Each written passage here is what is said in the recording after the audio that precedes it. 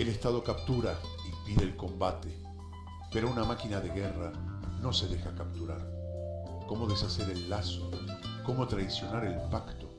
Con los cines, las artes, la oportunidad aquí y ahora. El ataque del presente.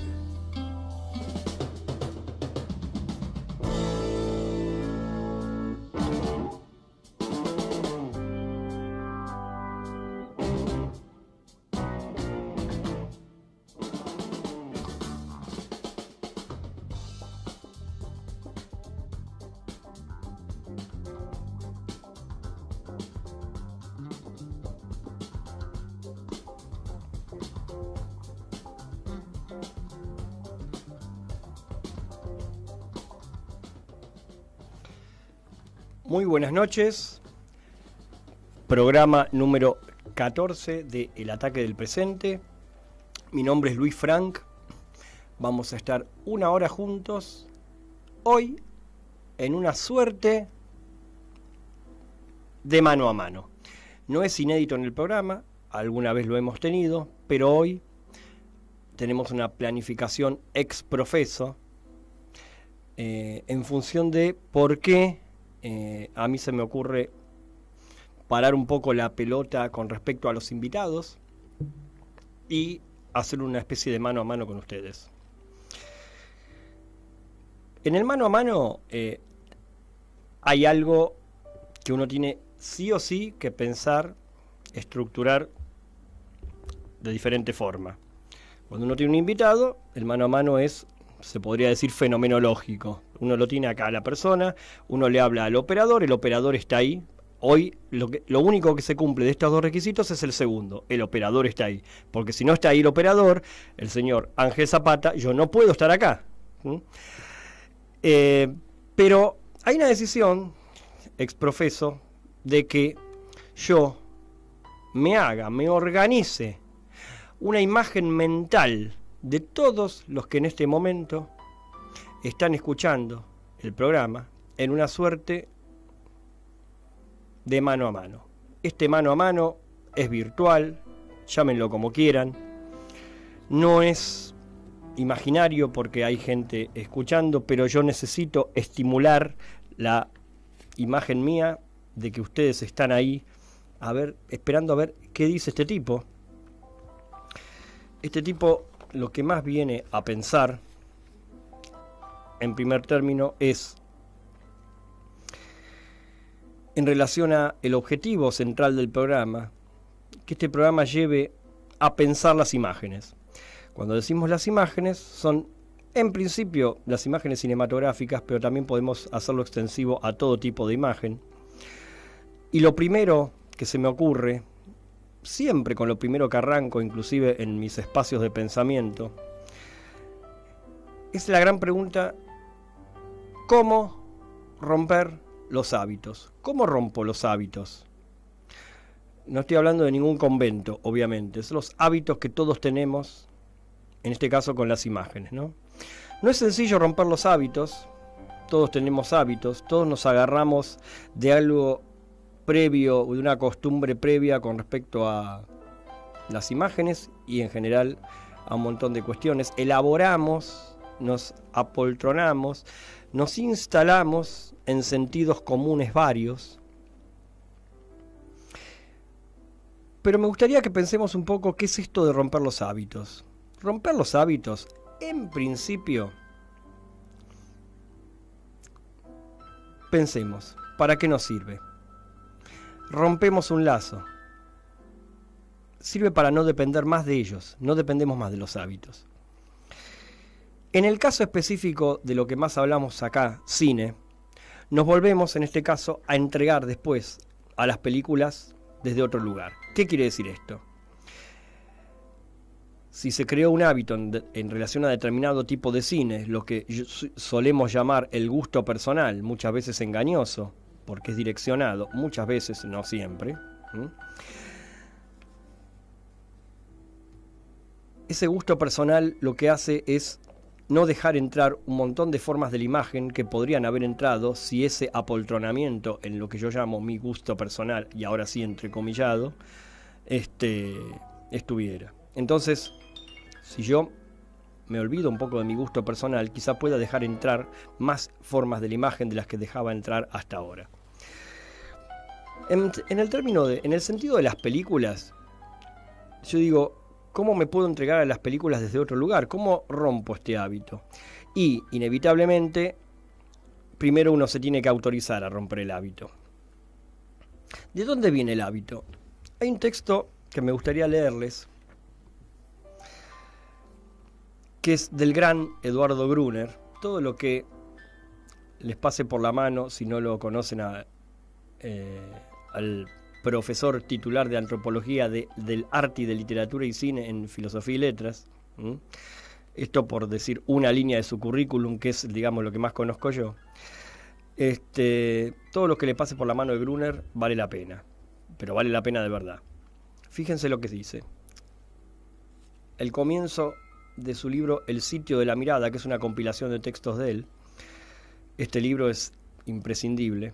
Dice lo siguiente: el arte ha servido para constituir lo que me atrevería a llamar una memoria de la especie, un sistema de representaciones que fija la conciencia y el inconsciente de los sujetos a una estructura de reconocimientos sociales, culturales, institucionales y, por supuesto, ideológicos, que lo ata a una cadena de continuidades en la que los sujetos pueden descansar seguros de encontrar su lugar en el mundo. O sea, ¿de qué estamos hablando esto? De las seguridades. Y de las seguridades que tienen su origen principalmente en el mito. Si uno va rastreando en lo que se suele llamar habitualmente la historia del arte, el arte está íntimamente ligado al mito, ¿sí? Pero ¿qué pasa cuando el arte se independiza del mito? Ahí hay algo intempestivo, inesperado, que no está encadenado a ningún significante previo probablemente, o si está encadenado, si toma algún aspecto de algún significante previo, no está encadenado, sino que lo toma desde otro lugar. Ahí es donde se puede producir, puede advenir algo nuevo. Yo sugeriría, si es que a ustedes les puede interesar pensar un poquitito en eso, nosotros tenemos recurrencias en el cine, pensamos en películas que nos han gustado, que nos gustan, que permanecen en nuestro imaginario por siempre. Y yo pensaba, para organizar el encuentro de hoy, una imagen muy potente que remite al cine, ¿sí? Ustedes piensan, música de películas, se les viene como mínimo, si piensan 2-3 minutos, 4 o 5 temas de películas bien conocidas les viene, ¿no? Vamos a pasar un tema, hoy vamos a tener más temas musicales que de costumbre, vamos a tener música de películas, ¿sí? Este tema es de un gran director de cine, está en una película de un gran director de cine, mi película preferida de ese gran director de cine, que es Fellini, y la película es 8,5. Le voy a pedir a nuestro operador, el señor Ángel Zapata. Cuando yo llamo señor, muchas veces a alguien yo sospecharía igual. El tema 1, que es el tema de La pasarela de 8,5, de Nino Rota. Van a ver que lo reconocen.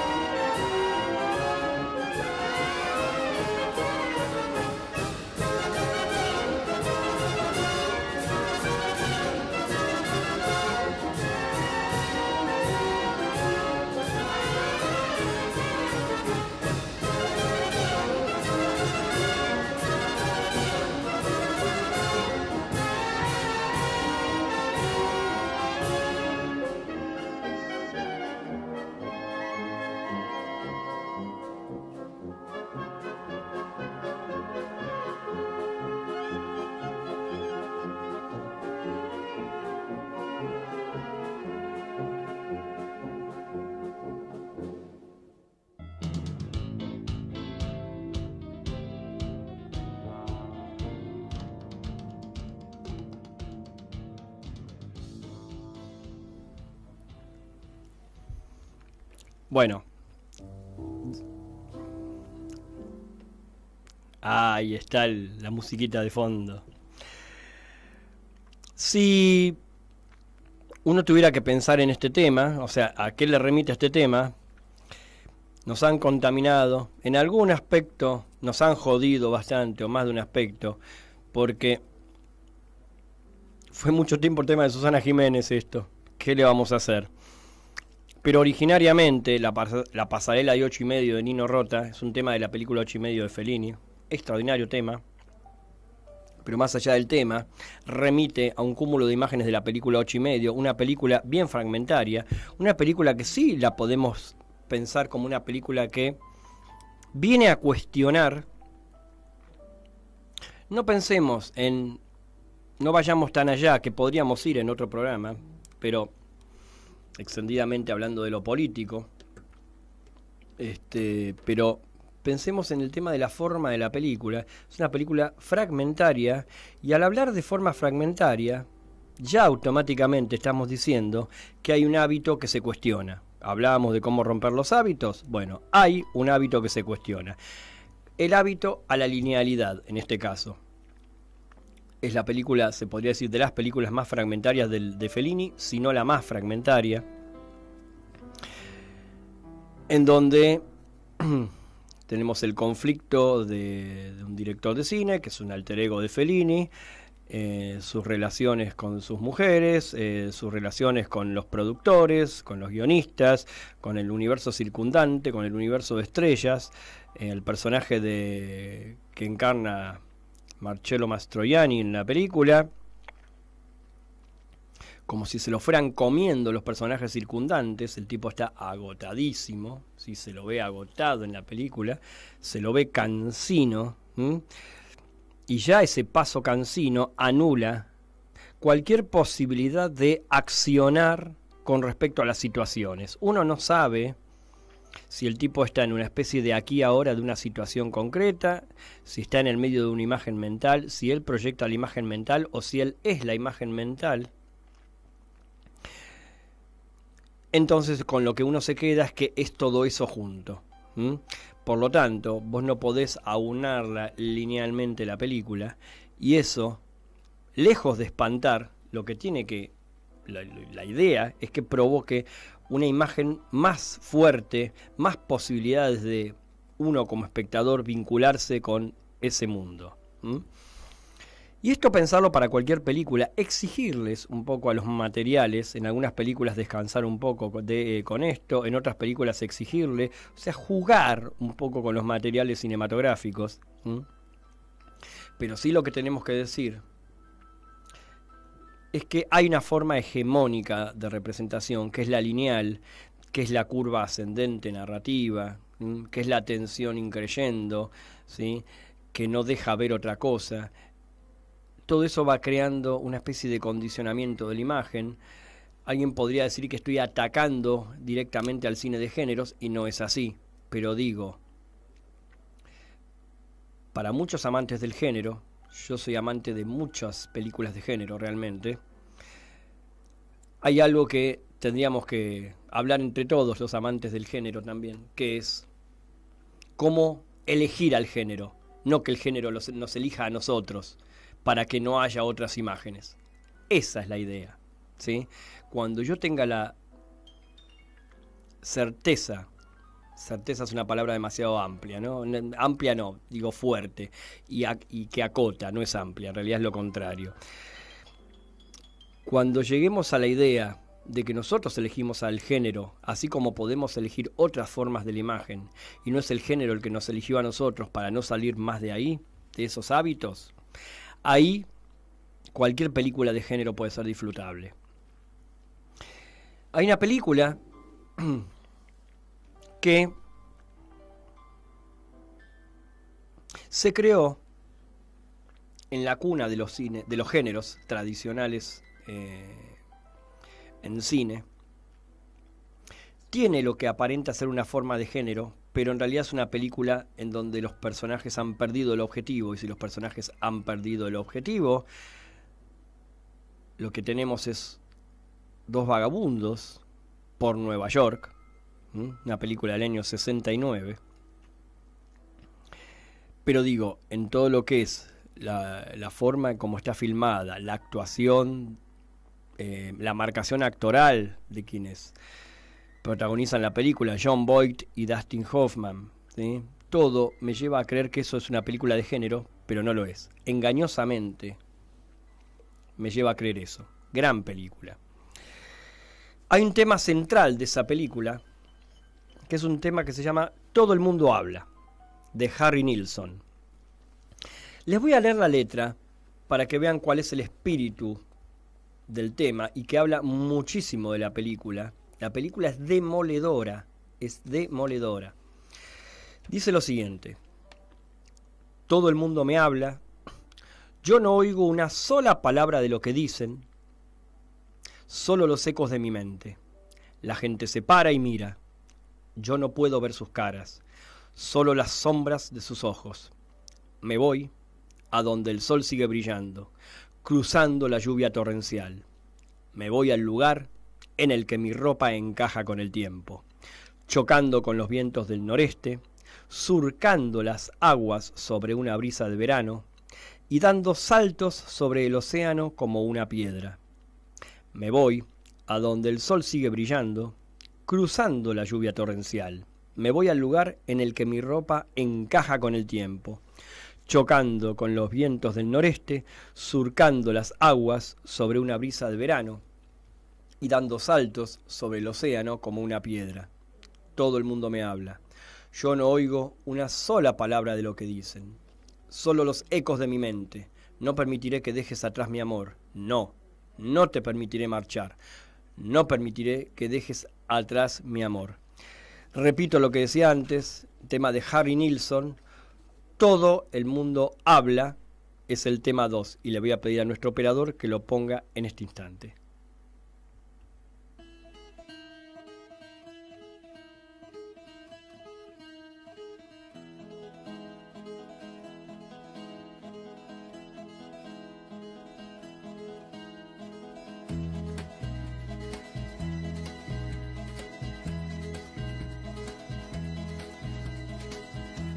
Everybody's talking at me.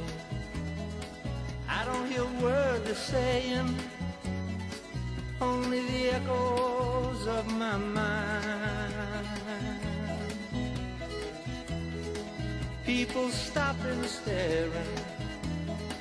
I can't see their faces, only the shadows of their eyes. I'm going where the sun keeps shining through the pouring rain, going where the weather suits my clothes,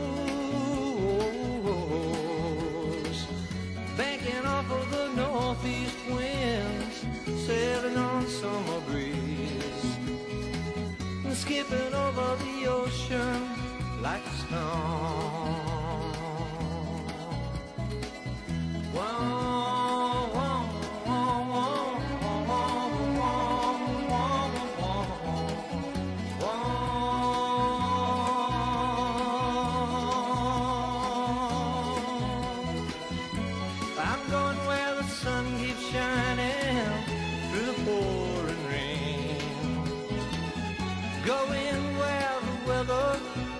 My clothes,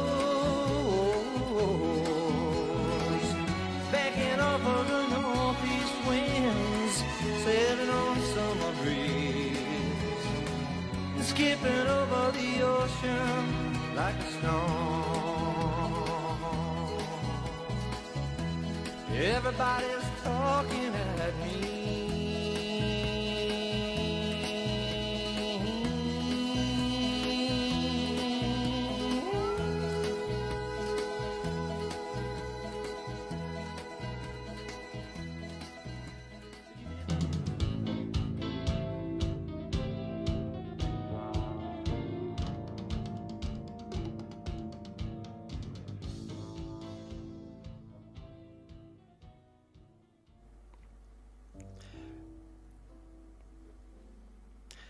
Joe Buck se llamaba el personaje central de Cowboy de Medianoche. En el momento en que ponen este tema cerca del comienzo de la película, no exactamente en el comienzo, él agarra su valija decidido a mudarse desde su lugar de siempre, Texas, a Nueva York, creyendo que en Nueva York se le iba a concretar a un tipo que había perdido todo el sueño americano. Se encuentra en Nueva York con todo lo contrario. Le va no mal, le va horrible. Es una película que plantea un sin salida absoluto. Jon Voight es el actor, Joe Buck es el personaje. Es bien a medida, él se disfraza, y cuando digo se disfraza, es lo que está promoviendo el director John Schlesinger al espectador, que ese es un tipo disfrazado. Porque él no cree estar disfrazado. Él se viste de cowboy, como si estuviera en un western, como si el western no fuera una construcción del cine y de las novelas de bolsillo, sino como si fuera cierto. Y va a Nueva York disfrazado. Más allá de que cuando llega a Nueva York encuentra mucha gente vestido o con conductas fuera de lo que es la conducta habitual de la norma, pero él se devela todo el tiempo como el disfrazado, como el perdedor, como el tipo que está en un no lugar constantemente, ¿sí? Se pega una piña detrás de la otra. Habitualmente en las películas de género tradicional lo que suele ocurrir es que cuando un personaje que, usa una frase remanida, busca su destino en la vida, encuentra a alguien que le tira una mano y gracias a esa mano, más otras, sale adelante. Él va a conocer a alguien, el otro personaje que lo va a acompañar en ese vagabundeo, tremendo vagabundeo por Nueva York. Pero ese otro alguien, ese outsider extraordinario que hace Dustin Hoffman, lo termina de hundir. Eso es lo que termina ocurriendo. Lo termina de hundir. ¿Qué quedaron entonces? Viendo esta película uno se lo puede preguntar. De aquellas viejas ilusiones trascendentes de los géneros tradicionales. ¿Dónde están? ¿Qué hacemos? ¿Dónde está la épica? ¿Dónde está esa épica, ese sueño americano? Ahí. Está totalmente pulverizado. Pero en un par de aspectos en esa película no está pulverizado. En algunos aspectos de esa película sobrevive. ¿En qué aspectos? La actuación de Jon Voight, de Dustin Hoffman, y los nombro a ellos dos porque son el eje de la película, pero en general todo está apoyado en la metodología del Actors Studio, que es el método de los actores de cine de género, que trata todo el tiempo de resolver situaciones. Estamos ante personajes que resuelven, o que quieren, o que pretenden, o que luchan, esa es la gran palabra, luchan por resolver algo dentro de sí mismos, conflicto interno, con los demás, con el mundo circundante, luchan. Toda lucha acá es anómala. Las acciones en los géneros tradicionales sirven para resolver algo, se resuelva o no. Acá no sirve ninguna acción. Todo es una gran torpeza. Entonces, volvemos a preguntar, ¿dónde está la épica? Esta película plantea una imposibilidad, pero la forma género sigue viva en la actuación y sigue vivo en otro aspecto. Hay una forma de manejar la cámara, hay una forma de pegar lo que se pega con otra cosa, una cosa con otra, lo que se monta, así se dice. de una imagen con otra, de lo que se llama una toma con otra, que está dentro de la lógica del género. Entonces esa película desde ese lugar confunde, porque parece una película de género tal cual uno la ha visto habitualmente, pero cuando la termina de percibir uno al final, se da cuenta, lo llame de esta forma o no, que eso como película de género huele muy mal. No mal negativamente porque la película sea mala, no estamos hablando de eso, estamos hablando de que como género fracasa. John Schlesinger seguro que no se propuso hacer una película de género. Un director como John Cassavetes, también norteamericano, va mucho más allá, porque tanto la forma actoral del Actors Studio la lleva absolutamente al paroxismo.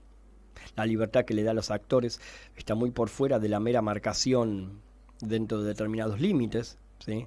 Y eso se ve en el mundo, en el enorme mundo que crean los personajes de Cassavetes. Y entonces, desde ese lugar, en Cassavetes, el sueño americano se presenta en varios aspectos, abarca mucho más aspectos, abarca la imagen misma.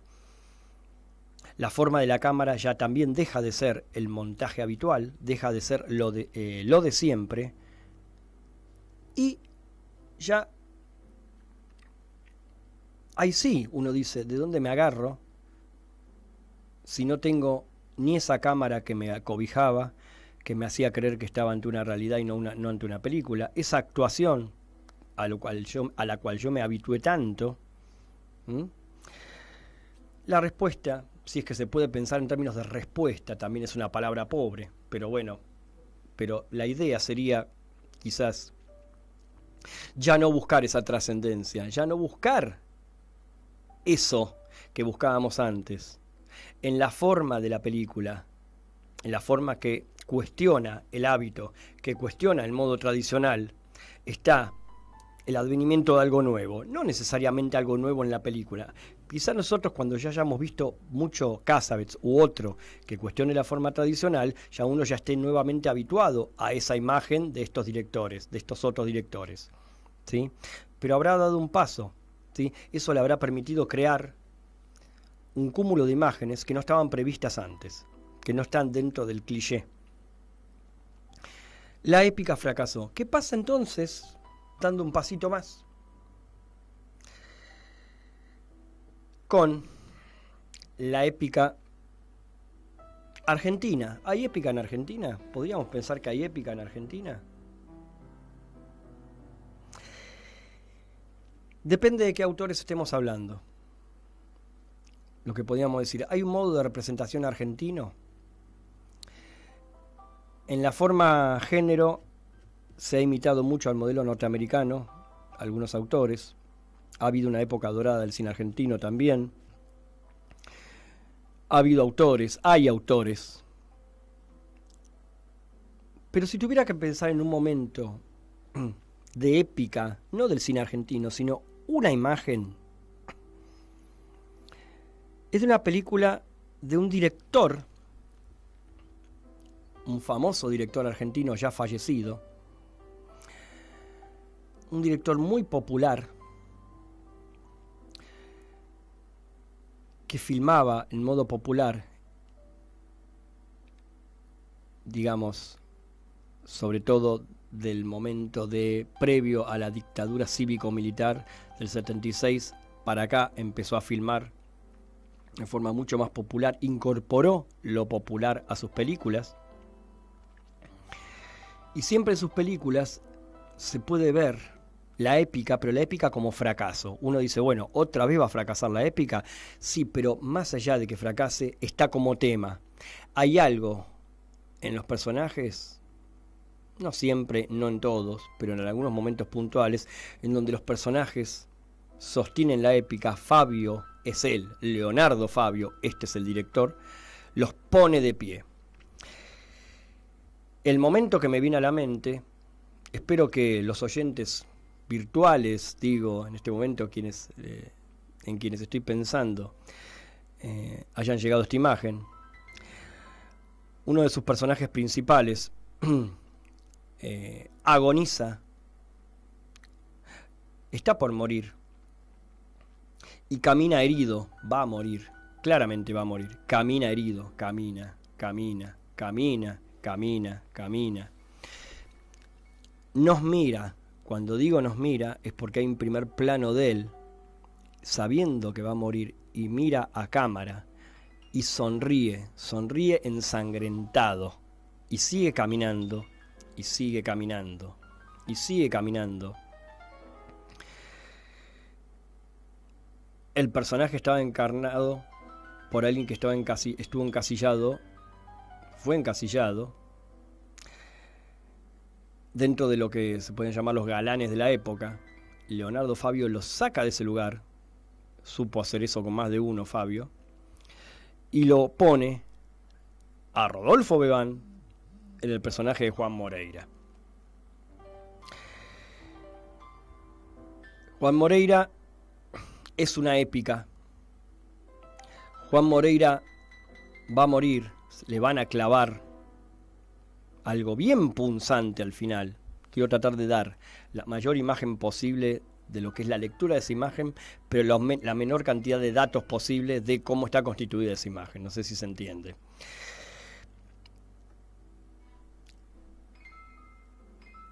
Cuando el personaje de Moreira al final mata al que le clavó el arma, cuando lo hirió, lo terminó de herir de muerte, Moreira lo mata, hace un gesto y Fabio congela la imagen en ese final antes de que lo más probable es que caiga y muera. O sea, lo deja de pie. O sea, no pudo haber épica, pero el congelamiento de la cámara final marcó la épica, ¿sí? Fabio es el pueblo como tragedia, y ahí esa tragedia confirmó esa épica. El tema 3, que le voy a pedir al señor Ángel Zapata que lo ponga allá, es ese momento, grafica, o sea, es el que acompaña exactamente este momento de su derrotero final, de esta caminata hasta llegar a la muerte. Se llama ¿A dónde irás con este sol?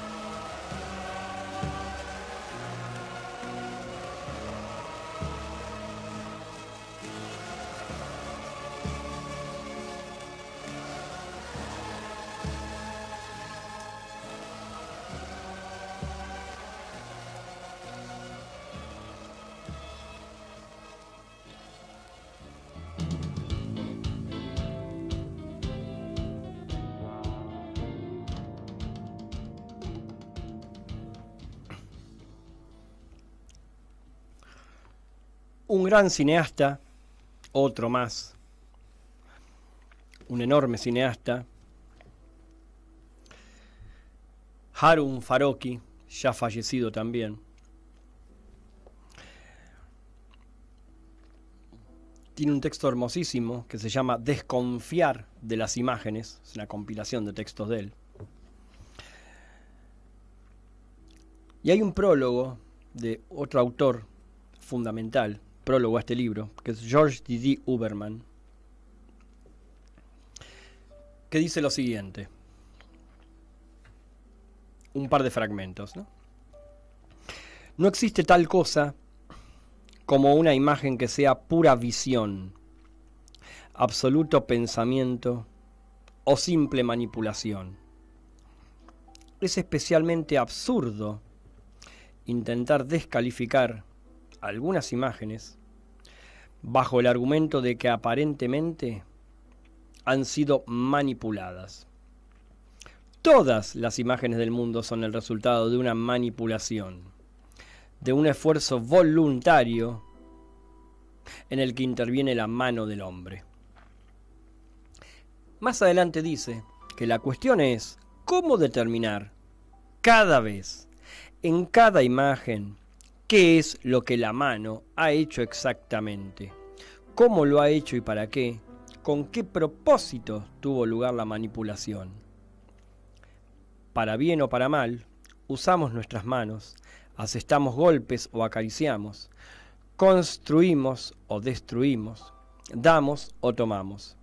Frente a cada imagen, lo que deberíamos preguntarnos es cómo nos mira, cómo nos piensa y cómo nos toca a la vez. O sea, toda imagen es manipulación. Vuelvo al comienzo con esto cuando hablábamos de la forma de género y decíamos, quisiera que el género sea elegido por nosotros y no que el género nos elija a nosotros. ¿Qué quiere decir esto? Que ya el género no nos haya manipulado, que ya podamos ver género por fuera de su mecanismo cognitivo, que nos, como decimos habitualmente, atrapa, y cuando decimos una película me atrapa, damos por sentado que la película es buena. No, esa película no es buena porque atrapa. El atrapar habla de alguien que no puede salir de ese lugar, ¿sí?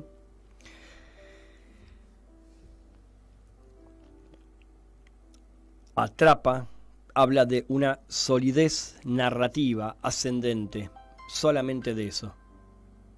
Las películas de Cassavetes que mencionábamos antes no atrapan. Cowboy de Medianoche podría presumirse que atrapa, entre comillas, pero muy entre comillas, porque cuando estos tipos se ponen a vagabundear y pierden el rumbo, esa curva ascendente se deprime, se cae, no avanza, no sube, mejor dicho. Por lo tanto, no hay nada que la justifique como tal. ¿Qué es lo que crea esta seguridad que hablábamos al principio, tomando el texto de Gruner? Esta seguridad la han dado los clichés. El filósofo Gilles Deleuze dice que vivimos en una cultura del cliché. Estos clichés brindan una falsa seguridad. Ahora, ¿qué pasa si yo como espectador, como sujeto lector, sujeto espectador, voy a la posibilidad de un encuentro nuevo con la imagen, algo irrepetible, algo inesperado?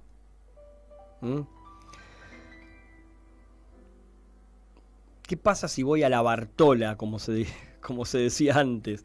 Si voy a la aventura, algo, sin buscar algo determinado, sin, digamos, sacándome lo más posible, más allá de que más de uno podrá decir, y es cierto, y en parte tiene razón, que es imposible sacarse ciertos prejuicios de encima. Sí, es cierto, se puede hacer un trabajo en ese sentido, contesto. Se puede ir pensando las imágenes.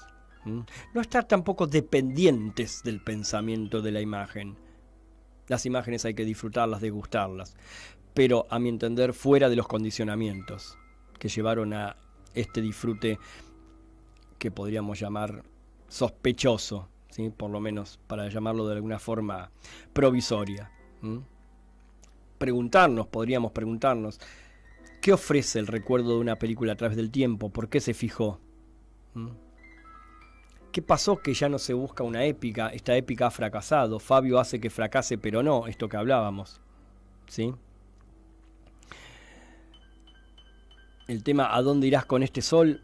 Si ustedes lo escuchaban atentamente y pensaban un poco en esto que les mencionaba antes, podríamos pensar, ¿se corresponde con lo que este tipo que está hablando en radio dice?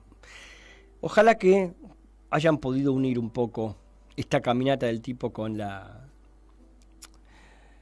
esta caminata del tipo que yo les mencionaba con la música, si es que no la han visto. Es muy probable que sí la hayan visto. El tema es, la épica no está, nos quedan las imágenes. La épica fracasó. La épica como búsqueda, esa trascendencia como búsqueda, existe. No apuntaría a buscarla. ¿Qué nos permitimos en el cine? O sea, no qué creemos que nos permitimos. Cualquiera podría decir desde su yo, yo me permito lo que quiero. No.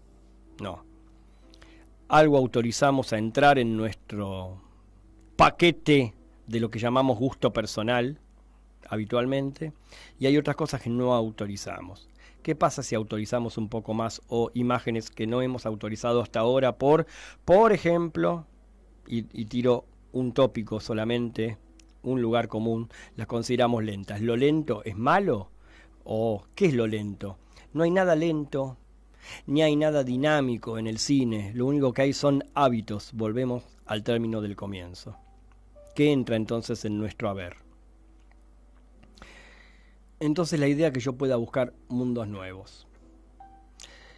Quisiera terminar toda esta gran parleta de hoy con un trabajo que es un híbrido. No es una película, es una miniserie, pero hecha por un cineasta. Y ya van 3 temporadas. 2 se hicieron fines de los 80, principios de los 90. Y la tercera se hizo el año pasado. Pasaron muchos años de las 2 primeras a la tercera. Alguno puede estar adivinando de qué miniserie estoy hablando y de qué director de cine estoy hablando, que dirigió las 3. En realidad la 2 la fue delegando en otros directores. Si nosotros autorizamos, por ejemplo, a entrar lo siniestro, ¿sí? Hablemos de eso, familiar, esas zonas oscuras, tan familiares como oscuras, vamos a definirlo en 2 trazos, un psicoanalista me acribillaría en este momento, pero para que se entienda en una imagen contundente, ¿no? Tan oscuro como familiar, no lejano, no del otro, de uno. Ese director es el norteamericano también David Lynch. La serie se llama Twin Peaks, Picos Gemelos. Y si uno quiere una hibridación para poder entrar en la forma moderna en el cine, tenemos una miniserie que arranca en forma muy clásica y paulatinamente se va deformando, hasta llegar en la 3ª temporada, si uno lo piensa, que se parte de un lugar y se termina en otro, a niveles que llegan hasta, yo no quisiera decir experimentalismo, pero sí un nivel de abstracción impensado en la 1ª temporada. Si uno quiere hacer ese viaje, como si esto fuera, esto que estamos hablando hoy, el pasaje de un hábito en el cine a la licencia que nos podemos ir dando paulatinamente, David Lynch en general, no todo su cine, pero en general sí, y Twin Peaks en particular, es un buen ejemplo. No es una recomendación solamente, sino que es una invitación. Yo lo preferiría pensar como invitación. Vamos a escuchar ahora el cuarto tema. Hoy son 4 los temas. Se dan cuenta que los temas están directamente relacionados con todo lo que estamos hablando. Bien reconocible. No lo pienso como un cliché en absoluto. Este tema es bien reconocible. ¿Pero por qué? Porque perceptualmente, quien compuso el tema, el gran Angelo Badalamenti, que siempre trabaja con David Lynch, piensa en términos de lo siniestro con este tema, y se van a dar cuenta del microclima creado. El tema de Twin Peaks es el tema 4.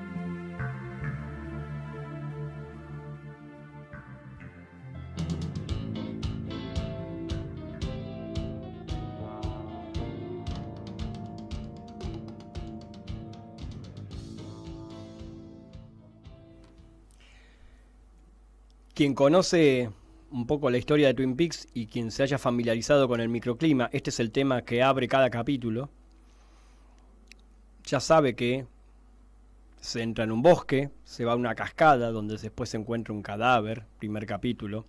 El bosque es recurrente, es un lugar oscuro.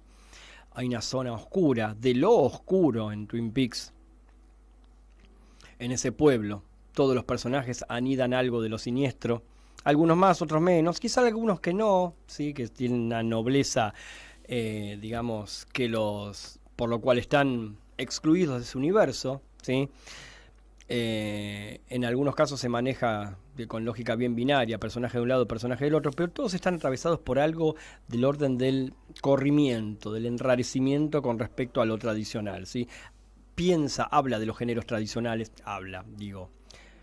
reflexiona a través de los personajes sobre los géneros tradicionales, ¿sí? Pero por fuera, ¿sí? Los piensa por fuera, ¿sí? Y va creando un universo muy ominoso, muy familiar. Todo es muy familiar y tan familiar como siniestro. La muerte, si alguien sabe de qué estoy hablando con respecto a la serie, está mucho más cerca de lo que uno supone. Está en lo familiar, está en la propia subjetividad. El héroe de la serie, en la tercera temporada, está desdoblado, pero en la primera y en la segunda temporada, sobre todo en la segunda, hay una presión enorme para que este desdoblamiento ocurra, y en la tercera temporada ya es un hecho, el personaje está desdoblado entre el bien y el mal. El bien y el mal, la lucha entre el bien y el mal, que es algo que uno podría decir que tiene que ver con los géneros tradicionales directamente, acá es tema, pero es tema desde la interpelación de ese mundo, de esa forma de pensar binariamente. Se piensa binariamente, pero para construir algo que crea no identificación, todo el tiempo está creando un distanciamiento, pero a la vez, fíjense qué paradoja, la serie Twin Peaks es bien, bien adictiva. Pienso en una serie como puente, ¿no? De lo clásico, de la forma clásica, de los hábitos clásicos, no necesariamente porque lo clásico sea algo negativo, que no se entienda eso, sino que es negativo en tanto y en cuanto uno se queda y se instala ahí y cree que es por gusto personal. Pero si uno se corre de ese lugar y después lo puede elegir, así como puede elegir algo que interpele lo clásico, que esté exactamente en la vereda de enfrente de lo clásico, ahí, digamos, el universo, el espectro de lo que uno autoriza y lo que no autoriza, el espectro de imágenes de uno se habrá ampliado. Buscar mundos nuevos, la mostración de un mundo nuevo, eso va a cuestionar ya de entrada el lazo con el mundo conocido. ¿Qué hacer? Podría decirse o pensarse como algo genérico. Viajar con la mente. Cuando digo viajar es una posibilidad, no es un viaje cronológico, es un viaje mental. Permitirnos esos viajes mentales azarosos, permitirnos el azar como espectadores, que nos dejemos sorprender por formas cinematográficas que sean completamente, y sí, ¿por qué no?, completamente ajenas a lo que hemos autorizado. El cine, en el cine, dentro del cine, no en otras artes que también lo hay, pero en el cine, ya que hablamos de cine, está esa posibilidad. Ya estamos terminando el programa. Le voy a agradecer al señor Ángel Zapata, a Edison Burbano, que hace apoyo logístico, a Mariano Quiroga, que estaba fuera de campo y ahora está apareciendo dentro de los límites del cuadro cinematográfico, que se ve desde acá, desde mi subjetiva se lo está viendo. Me hace un efecto como de nos vamos, sí, nos vamos. Y bueno, espero que los oyentes virtuales se hayan podido llevar algo. Yo me hago una imagen de ellos y espero haber podido suministrar la cantidad de imágenes necesaria para que uno empiece por lo que siempre este programa trata de promover: la pregunta. Hasta la semana que viene.